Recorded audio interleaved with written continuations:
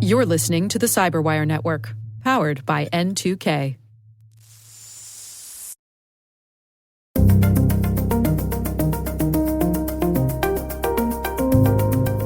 That's when you really get the confirmation that, hey, this is something that is worth looking at a second time. Hello, everyone, and welcome to the CyberWire's Hacking Humans podcast, where each week we look behind the social engineering scams, the phishing schemes, and the criminal exploits that are making headlines and taking a heavy toll on organizations around the world. I'm Dave Bittner from the CyberWire, and joining me is Joe Kerrigan from the Johns Hopkins University Information Security Institute. Hello, Joe. Hi, Dave. We got some good stories to share this week, and later in the show, my conversation with Jane Lee. She's a trust and safety architect at SIFT, and we're going to be talking about the Digital Trust and Safety Index.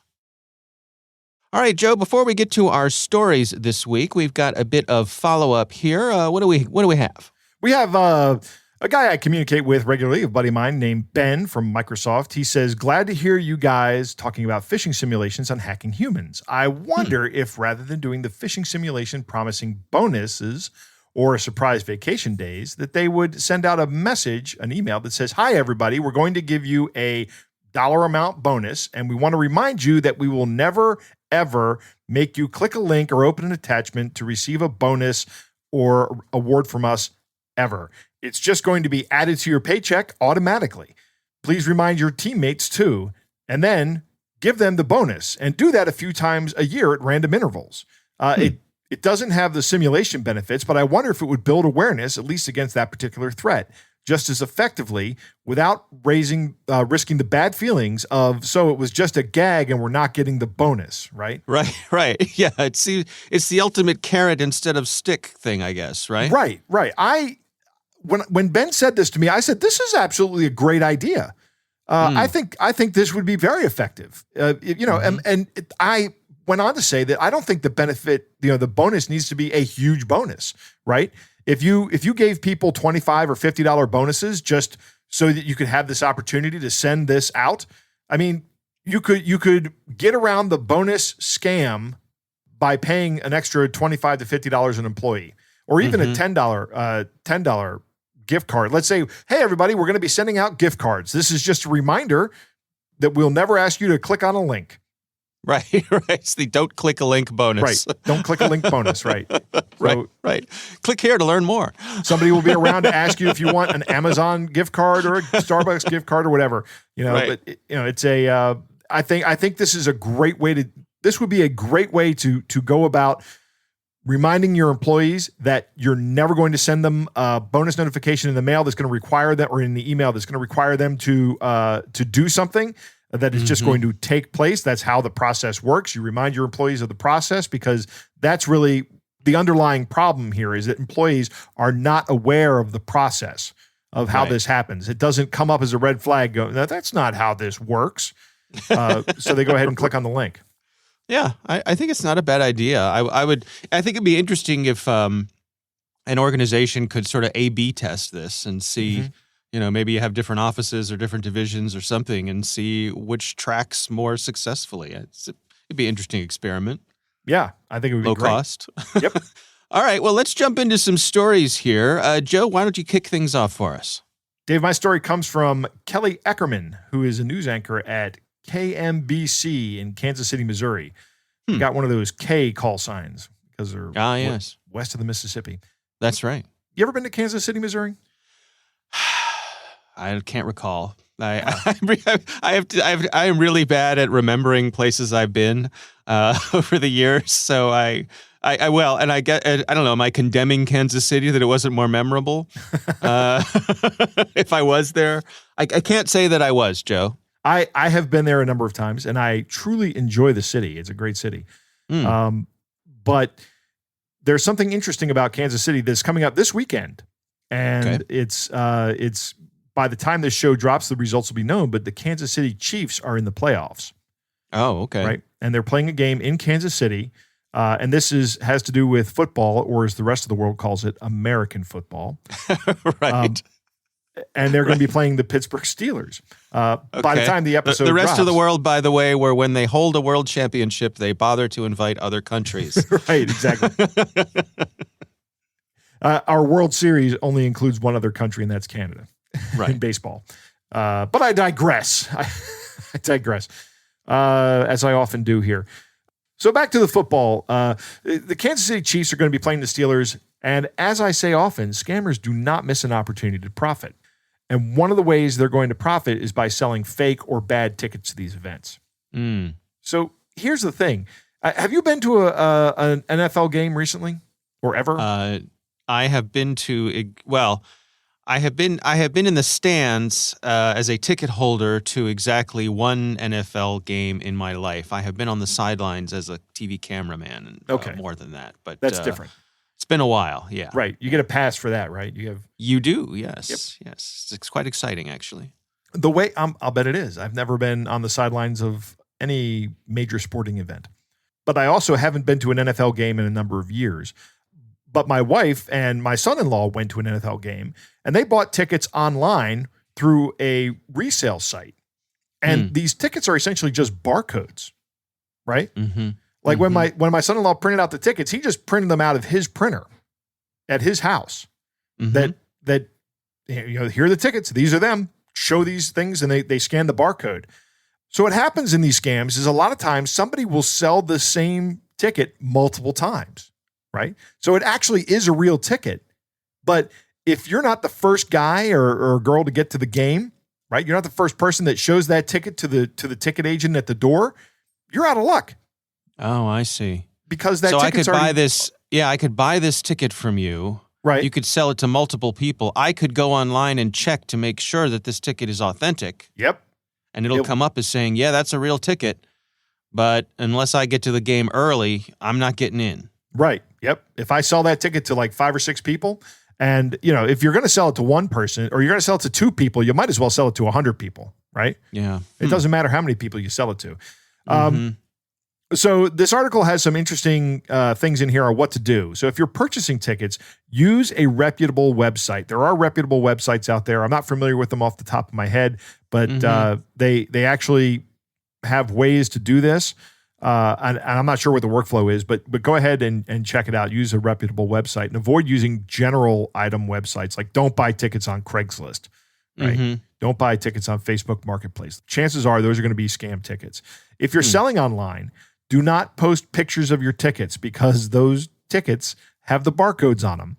And if I can scan that barcode, if I can look at that picture and get a good enough read on the barcode, even though you've only shown a picture of it and you're thinking the threat model is, well, they're going to print out a picture. It's going to look like a picture.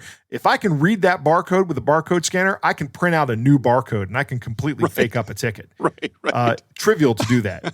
So don't. I'm just imagining I'm imagining myself having stolen your ticket, and I end up in the stand sitting next to your wife. Like, right. Oh, hi, hi, Joe's wife. No, I didn't steal that ticket. Funny, well, what a coincidence.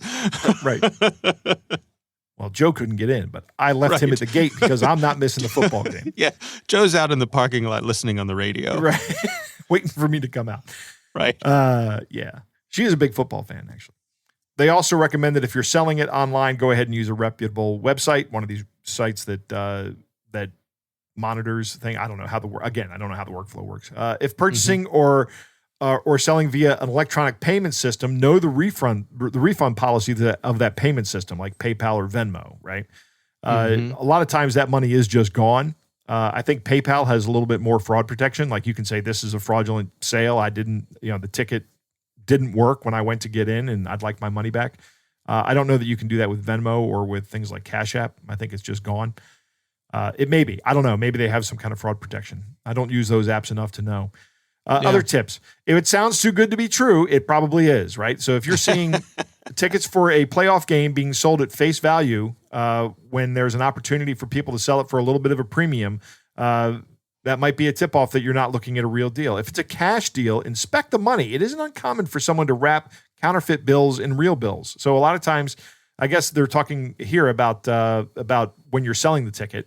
If you're going to sell a ticket, make sure you're getting real money if you're getting cash. And the final piece of advice here is extra fees paid on reputable websites might be irritating, but they are worth it for the security that you get. Yeah. Isn't that interesting? I've never been I've never had the situation where I've had a bad ticket, where I've been turned away from something because my ticket wasn't, correct. Right. Yeah. But at the same time, I feel like most places I could probably social engineer my way in, because I'm in that because we're in that middle-aged guy zone where we could say, oh gosh, my wife already went in and she had the tickets and she's already in there, and they'll probably just say, yeah, go ahead. Right. Right. I don't know. I get the feeling if you tried that in an NFL game, they wouldn't let you in. Yeah, probably. Yeah, that's true. Every year at the Super Bowl, I can't remember what the guy's name is, but there's a guy who says he tries to socially engineer his way into every single Super Bowl, and he does it like 80% of the time or something like that. Huh. I got to find out who that guy is. Maybe we can interview him. Yeah.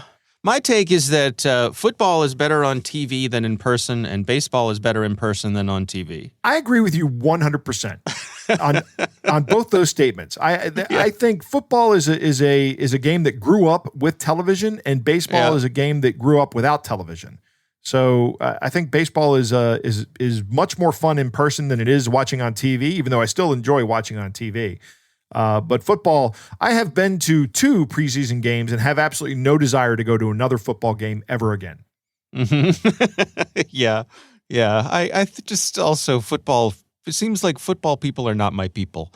Just the rowdiness of the crowd was a bit too much for me, the game I went to. But, when my wife and son-in-law went to that game, we actually flew down to Dallas because they're Dallas Cowboys fans. And one of the things they said was that, my wife says, that is the loudest place I have ever been. And I'm like, I have no interest in going to that. She says, you got to go. I'm like, no, I don't. I don't want to go to that. I want to be sitting there listening to the loudest thing you've ever heard for 3 hours. Right. It doesn't sound like it's fun. like when somebody says, oh, God, smell this. Oh. Like, why would I do that? Right. All right. Well, we've digressed down many rat holes here. Yes, we have. Let's move on. Let's move. Of course, we'll have links to that story in our show notes. My story this week first came to my attention from Twitter, and this is a gentleman on Twitter whose name is Costa Eleftherio, and we'll have a link to his series of tweets. It was also followed up with a story over on The Verge written by Sean Hollister. And The Verge story is titled, Apple's $64 billion a year App Store isn't catching the most egregious scams. So I'm going to go back to Costa's Twitter thread here. And he starts off his thread by saying, how to make $13 million on the App Store. That caught my eye. Right. I'd like to make $13 million. Sure, why not?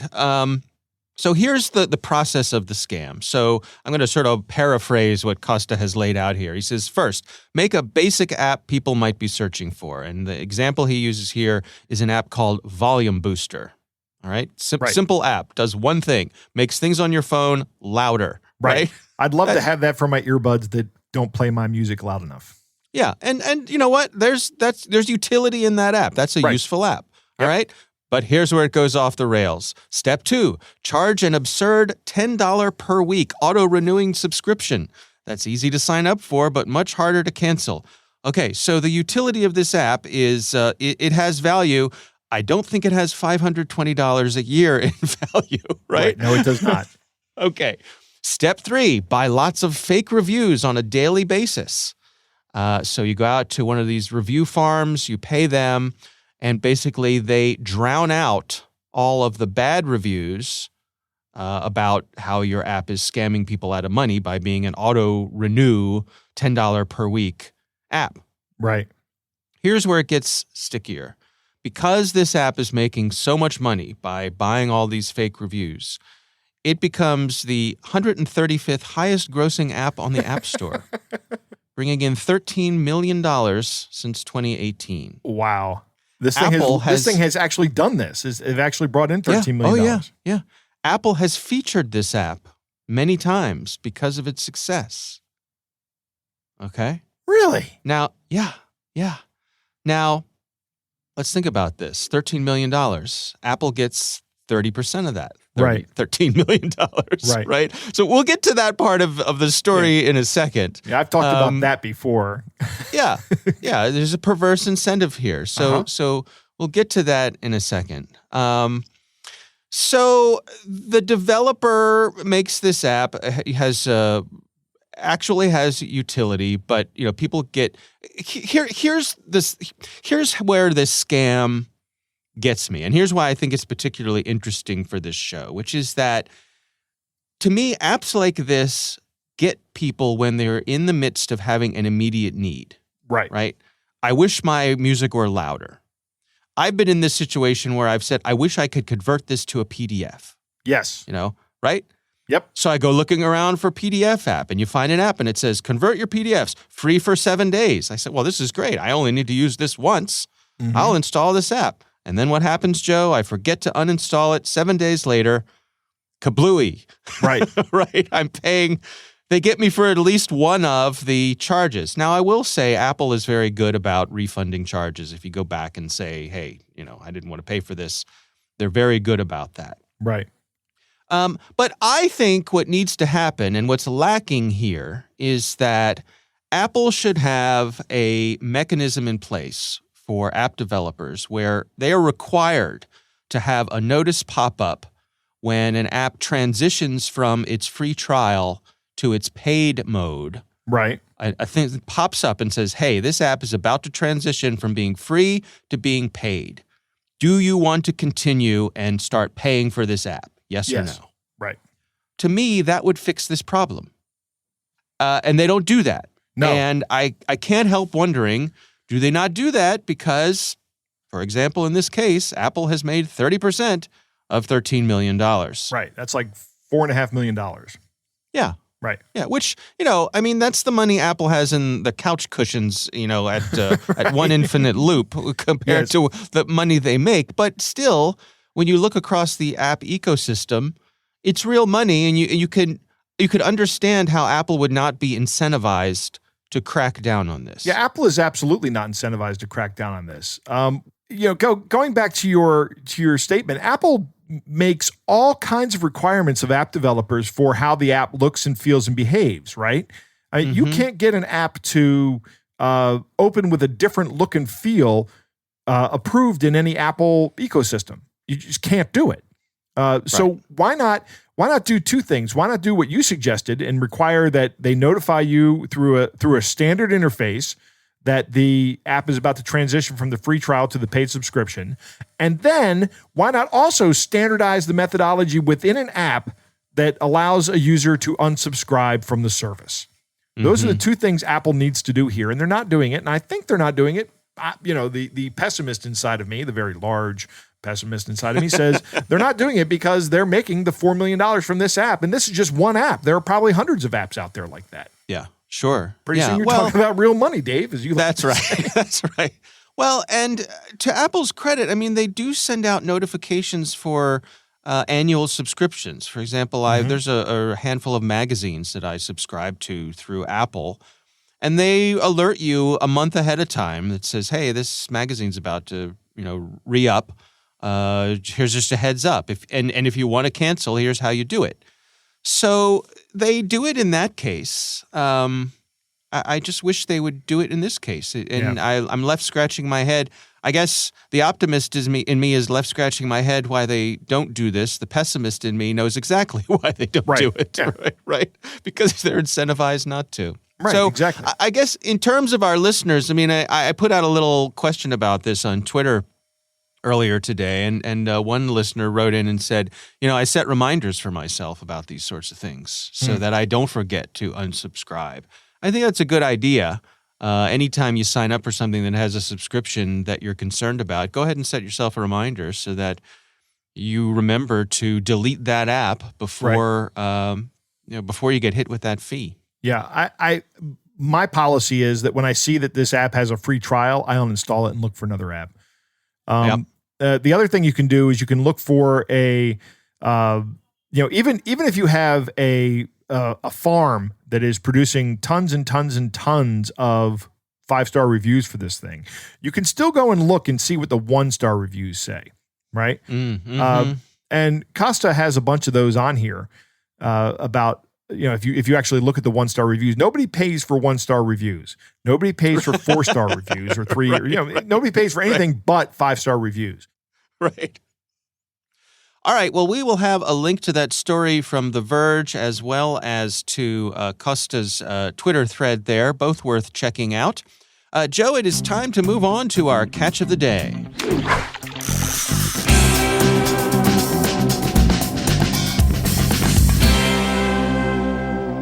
Dave, our catch of the day comes from a listener who would like to remain anonymous.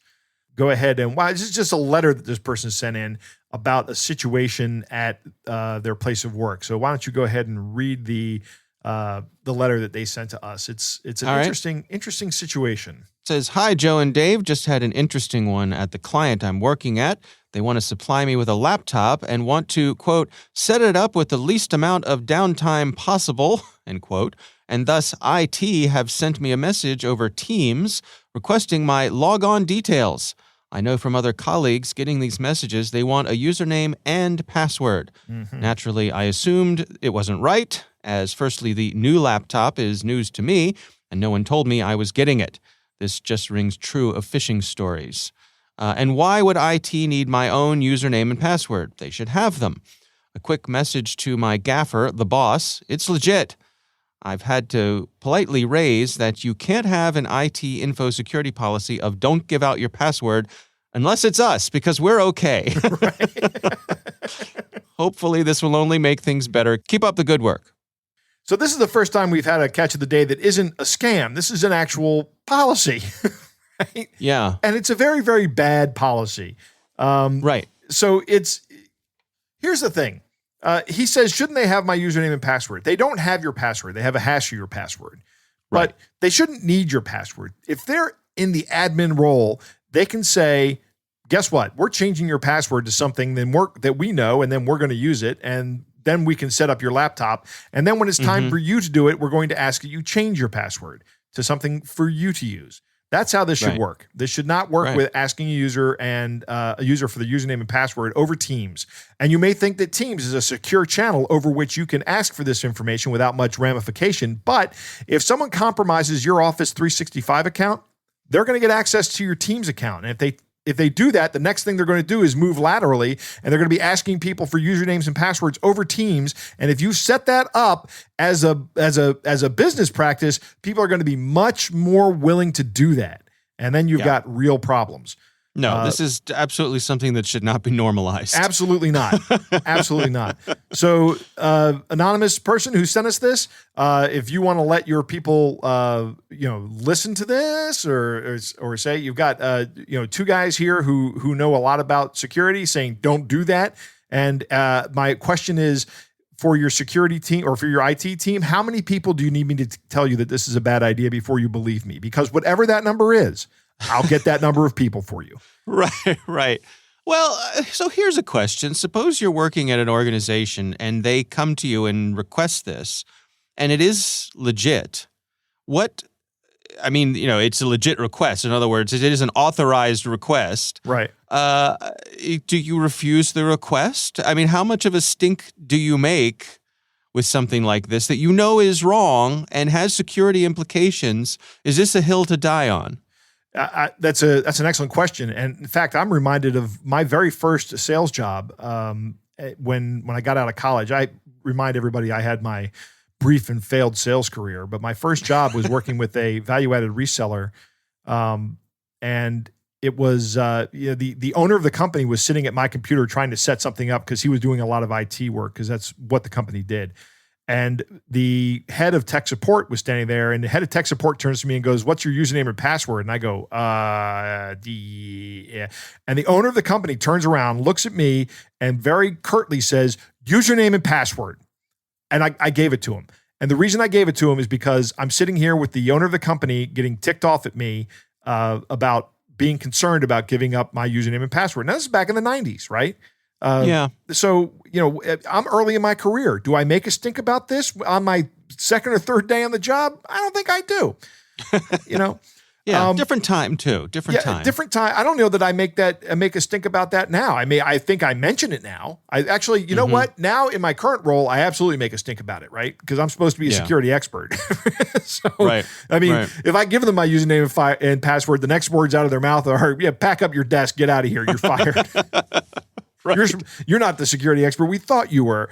Right. But it really depends on your situation. This guy sounds like he's not in an IT position. Maybe he is. I don't know.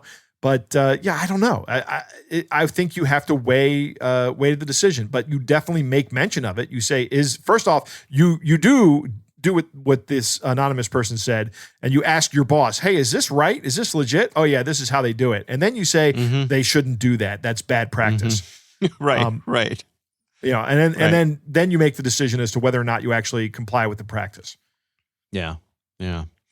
All right. Well, thanks to our listener for sending that in to us. We would love to hear from you if you have a catch of the day for us or a story you'd like us to consider speaking about on the air. You can email us. It's hackinghumans@thecyberwire.com.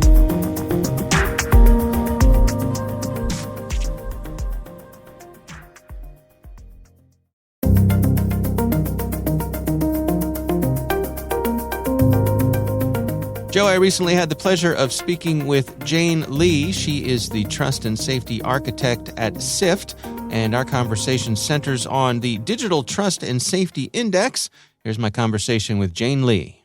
Yeah, so every quarter we release a report on current trends and trends basically that we're seeing throughout the industry. ATOs, otherwise known as account takeovers, have been increasing at a staggering rate. I think our data showed that between April 2019 and June 2021, we saw an increase in 307% of account takeovers. And I think, given the pandemic and all the related data breaches and really newsworthy things that are happening lately, it's just created the perfect environment for ATOs to breed. Yeah, one of the things that your report highlights is this fraud ring that you're naming Proxy Phantom. Can you give us some of the details about them?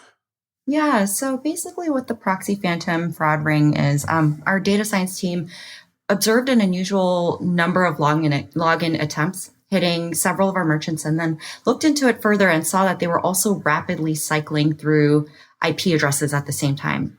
What makes this different from traditional ATO is the scale and the sophistication at which they're doing it. So credential stuffing is it's not a new thing, but the way in which the hackers are trying to obfuscate their IP addresses is becoming newer. And of course, that makes it a lot more difficult to detect for the average merchant that might not be leveraging the appropriate technology. That's what made this fraud ring just really stand out to us. Can we dig into some of the details here? I mean, when you say that they're rotating through IP addresses, how are they enabling that? What's the technology that they're using? Do you have insights there? Yeah, so what they are doing is they're leveraging scripts. So they basically write scripts to automate the password and username combinations. This is otherwise known, it could be known as a brute force attack. But basically, they have a database of credentials that have been acquired from data breaches, from phishing attempts. And what they do is, with this particular fraud ring, within a short period of time, they just started mass testing these credentials across different merchants within the SIFT network. I think our data shows that they use about 1.5 million stolen credentials, and we saw up to 2,600 attempts per second, login attempts per second. So that gives you an idea of the scale in which they've been operating. And what does this look like to a merchant when they're the subject of this sort of attack? What's going on their end? So if a merchant has the right technology to notify them when something like this is happening, they will see this as a really abnormal number of login attempts. And that goes for both login failures and successful logins. So they first see that anomaly. If a merchant does not have that right detection, it can go undetected. So you won't really know until the rightful owner realizes that a bad actor got into their account, withdrew some funds, or, perform some other sort of illegal, nefarious activity.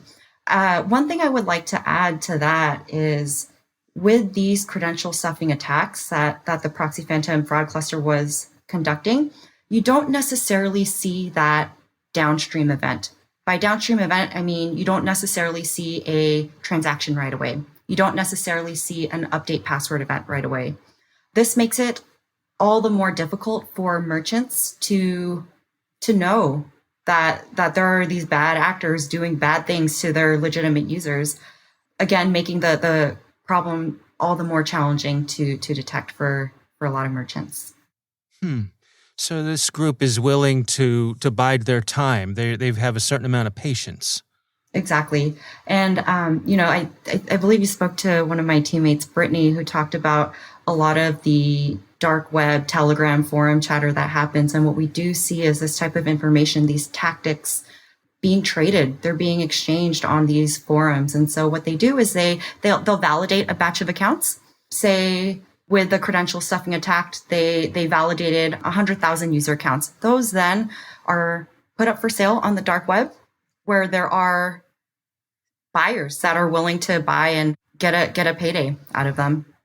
So when someone is using this sort of technique, as you say, they're rotating through IP addresses, how do you go about detecting that? And what are the limitations of some of the types of detection that people are using out there? Yeah, so I would say the limitations of how a lot of merchants that I speak with are detecting them is, back in the day, I was at Facebook at one point, and what we would do is do more one-to-one type of blocking, right? So what we see, this is not the case anymore, but what we would see is, you see suspicious activity coming out of an IP address, then you temporarily stall that IP address or you temporarily block that IP address. But of course, if you have a network like the Proxy Phantom fraud ring that is cycling through IP addresses in a very short period of time, this becomes all the more challenging. You're constantly playing a game of catch up, and inevitably you're going to end up blocking the wrong set of users because IP addresses, frankly, are not the best thing to block. You don't want to, it's a very risky thing to do because there can be good users tied to them. So what unfortunately ends up happening is the fraud teams are just constantly, reactively blocking IP addresses as they're surfacing. If you don't quickly address that, once the attack is over, then ultimately you're going to block a bunch of good users as well.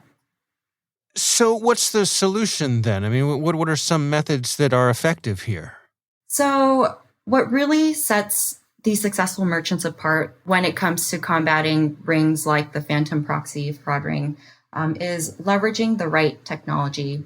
You don't want to constantly be playing the game of cat and mouse where you're being very reactive. And with a lot of the more traditional rules-based systems where you're setting if this, then that type of rules, that has become ineffective. Why? Because as mentioned, you have these really, really rapid attempts that are very sophisticated in breaching your systems. What has been shown to work is leveraging the right technologies. So machine learning. Machine learning can tell you very, very granular things about a particular type of login. So when you have something like the Proxy Phantom network, you have a bunch of user accounts that are connected to a particular IP network. And that IP network has also done a very similar type of activity somewhere else within, say, the SIFT network. That's when you really get the confirmation that, hey, this is something that is worth looking at a second time. It's fascinating. So the machine learning is capable of, detecting patterns that would be hard for a human to see. Absolutely. And, it not only is machine learning helpful in detecting those patterns, but the right tooling will also be able to provide that information to teams that are trying to fight these types of attacks at a larger scale.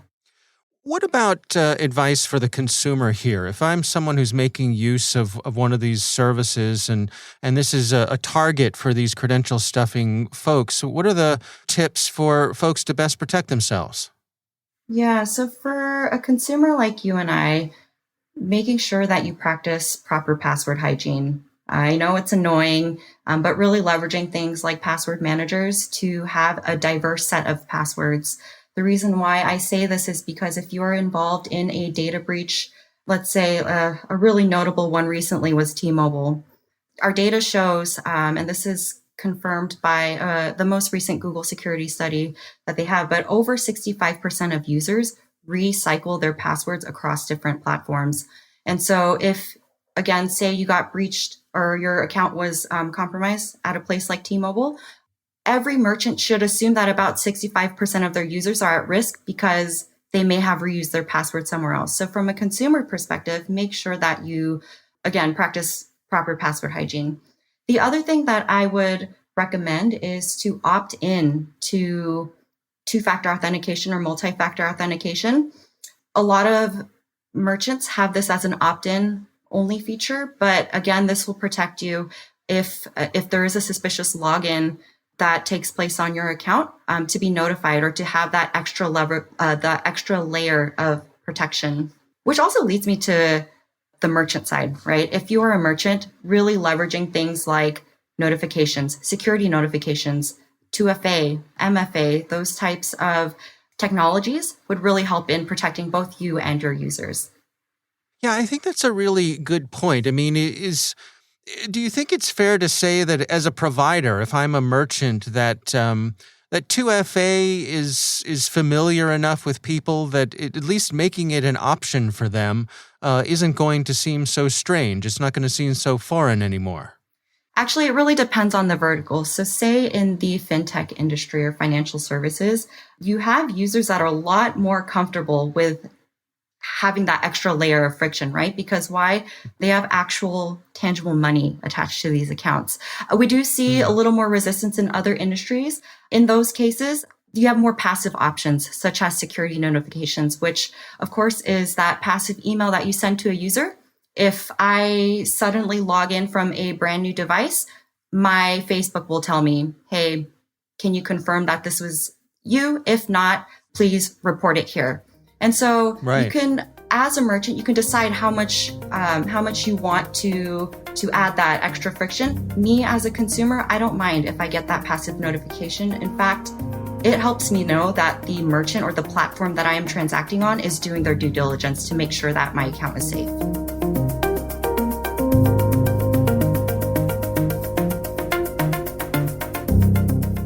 All right, Joe, what do you think? Dave, there's a lot of information in this interview, and unfortunately, not a lot of it is very surprising. Account takeover is up 307% in just a little over 2 years. That's alarming. Yeah. The actor that Jane talks about, this proxy phantom that they're calling it, is doing account takeover at scale now. They're attempting 2,600 login attempts a second. It's a lot of login attempts. And what's amazing is that they're still using credential stuffing and they're rotating IP addresses. And if you don't have the correct solution in place to find or to detect this kind of activity, you'll never know that you've been compromised until something happens.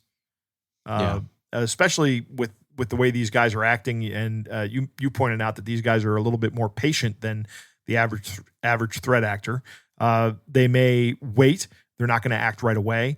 One of the things she talked about is they will not change passwords on people. Once they have access, they're not going to go in and do a password change because that locks the user out of the account and is a red flag and it immediately lets anybody know something's gone wrong, right? So if you don't want them to know that, you don't change anything. You just maintain the access. IP blocking is great, but not when you're dealing with an actor that goes through IP addresses very quickly. Jane points out that you could very well lock legitimate users out.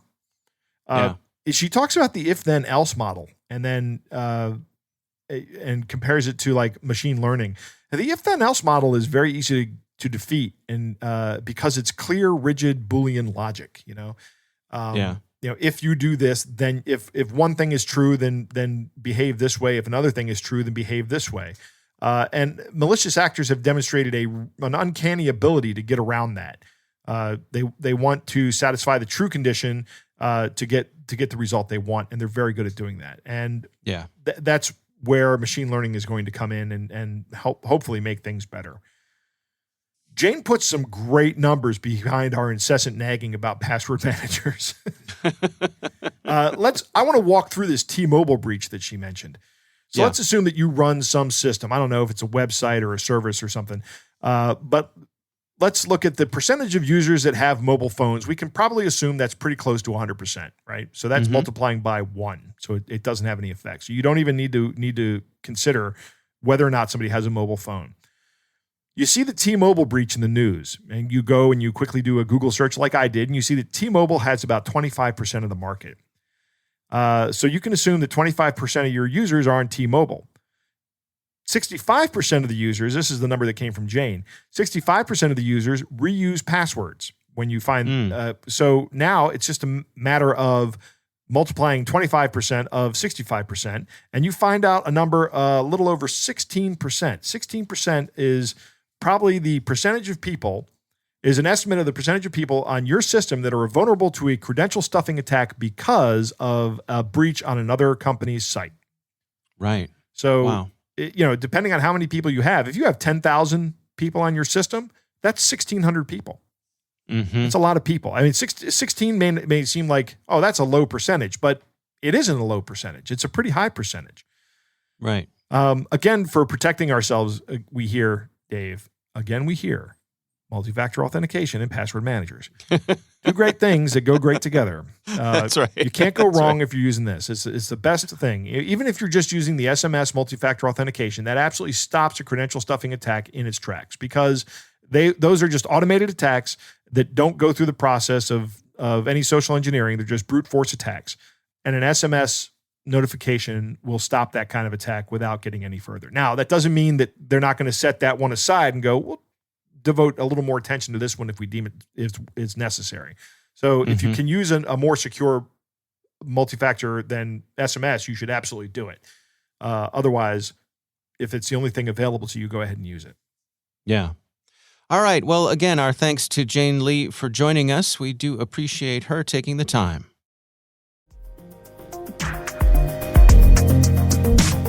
That is our show. We want to thank all of you for listening. Thanks to the Johns Hopkins University Information Security Institute for their participation. You can learn more at isi.jhu.edu. The Hacking Humans podcast is proudly produced in Maryland at the startup studios of Data Tribe, where they're co-building the next generation of cybersecurity teams and technologies. Our senior producer is Jennifer Iben. Our executive editor is Peter Kilpie. I'm Dave Bittner. And I'm Joe Kerrigan. Thanks for listening.